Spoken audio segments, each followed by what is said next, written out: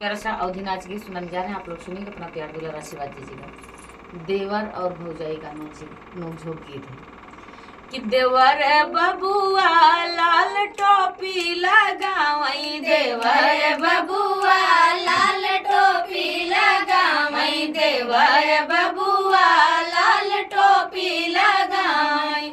जब देवर बबुआ के अइले देखुअरवा, जब देवर बबुआ के अइले देखुअरवा, देवर बबुआ हिप्पी बंगला कटावई, देवर बबुआ हिप्पी बंगला कटावई, देवर बबुआ लाल टोपी लगावई, देवर बबुआ लाल टोपी लगावई। जब देवर बबुआ के भइल बियाहवा, जब देवर बबुआ के भइल बियाहवा, देवर बबुआ भीतर बहरी लगावई, देवर बबुआ भीतर बहरी लगावई, देवर बबुआ लाल टोपी लगावई, देवर बबुआ लाल टोपी लगावई। जब देवर बबुआ के भइल बियाहवा,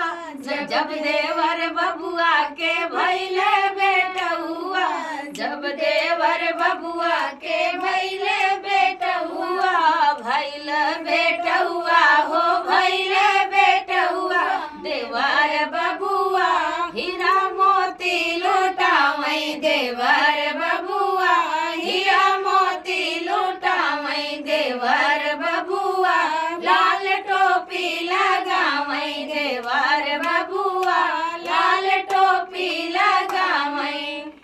दोस्तों गीत कैसा लगा कमेंट सेक्शन में ये तो नाचे पे गीत रहा है, नाचे